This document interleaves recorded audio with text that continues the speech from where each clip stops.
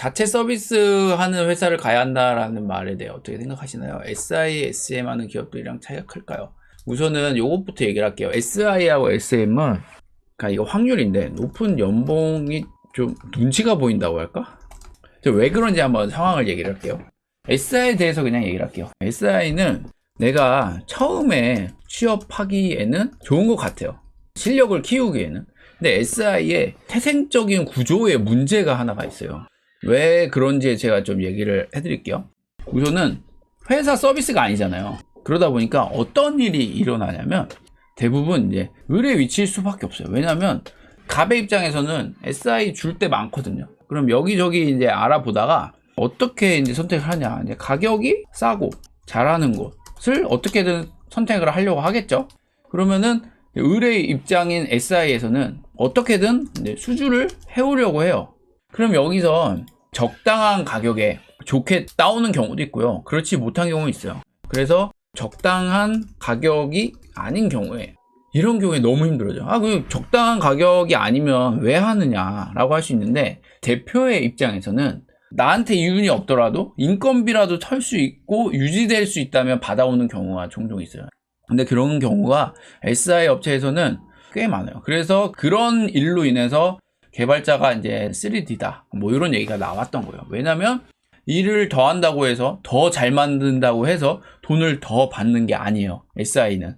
그렇기 때문에 뭐가 중요하게 되냐면 기간을 지키고 문서대로 만들어 주는 것이에요. 이게 제가 SI 업체에 대해서 이제 아쉬운 점이에요. 이럴 수밖에 없어요. SI 업체는 태생적으로. 왜냐면 이걸 넘기면 인건비가 들죠. 그러면 인건비가 더 많이 들어요. 예를 들어서 그 문서대로 안 만들고 뭔가 내가 더 장인정신이 있어가지고 더 만든다 라고 했을 때 회사 입장에서는 인건비로 인해서 손해가 돼요. 그래서 여기서 문서 싸움을 많이 하게 돼요. 이거 고객님 요거는 요거 하신 것이 아니기 때문에 뭐 이렇게 해서 비용이 얼마 듭니다. 일단 되게 피곤한 거죠. 그리고 어떻게 사람이 한 번에 문서를 다 완벽하게 잘 만들어요. 대부분 그래서 SI 업체를 쓰는 중소기업이나 이런 거는 SI 업체하고 일하면은 이제 더 이상 안 해야겠다라는 게 많이 결론을 가요. 근데 대기업은 좀 달라요. 대기업은 절대 손해 안 보죠. 그래서 SI 업체를 어떻게 쓰는지를 알아요. 그래서 문서를 겁나게 꼼꼼하고 잘 만들어요. 그리고 사람 관리를 진짜 할 줄 알아요. 그래서 그 사항이 막 수백 개가 돼요. SI 업체는 이런 배경을 갖고 있단 말이에요.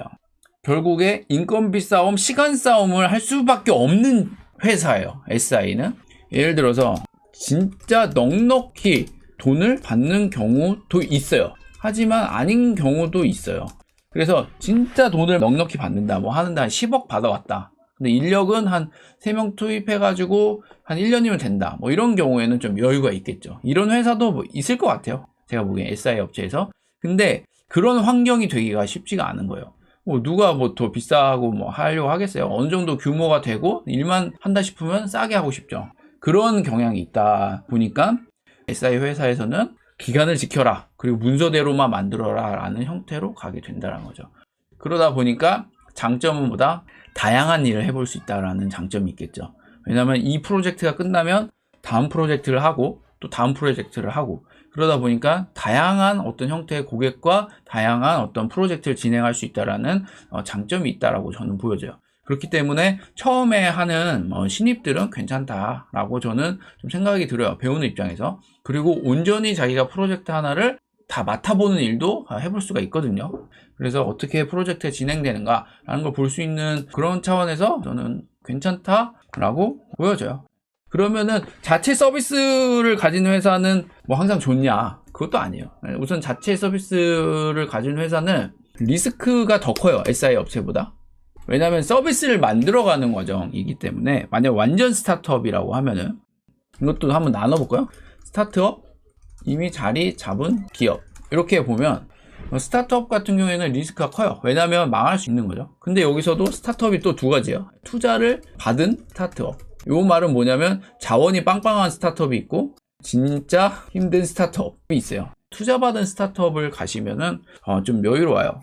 그래서 이쪽으로 가시길 이제 추천드리고, 그리고 투자를 받았다라는 것 자체가 아이템이 괜찮다라는 거거든요. 뭐 꼭 괜찮지는 않지만 그래도 조금 검증을 누가 한 거니까 여길 가는 걸 이제 추천드리고, 이런 데 가면은 보통 기술력을 가진 CEO가 올 확률이 좀 있어요. 스타트업은 항상 확률이지만 하여튼 그래서 배울 것도 있고요, 뭐 활기도 있고 뭐 으쌰으쌰 하는 분위기가 있을 수밖에 없어요, 여기는.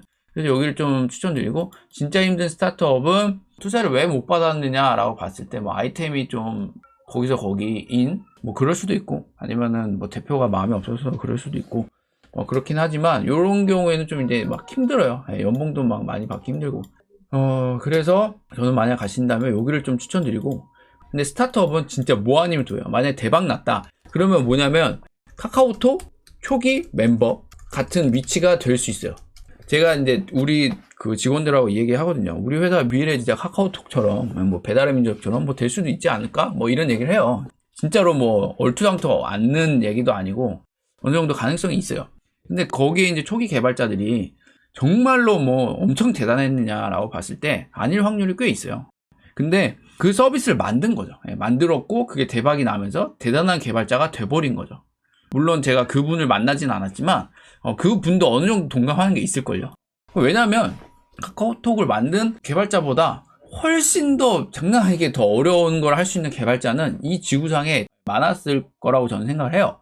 근데 내가 이 서비스를 만들었고 대박났다라는 이유로 많은 사람들에게 인정받는 개발자가 된 거죠. 그렇기 때문에 스타트업은 이런 개발자가 될 수 있는 가능성을 좀 가졌다라고 볼 수 있죠. 그러니까 희망이 있는 거죠. 하지만 리스크가 있어서 뭐다? 망할 수도 있다라는 거를 갖고 가는 거죠.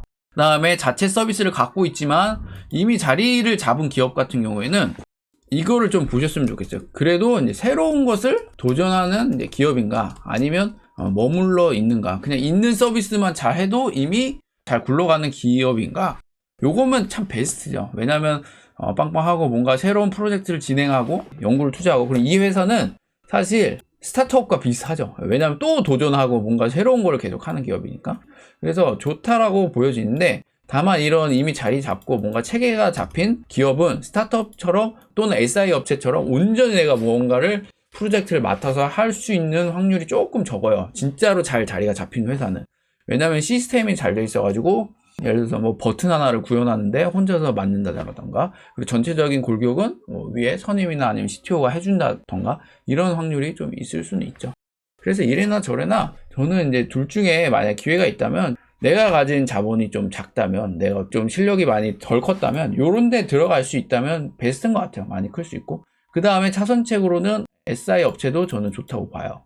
왜냐면 배울 수 있으니까.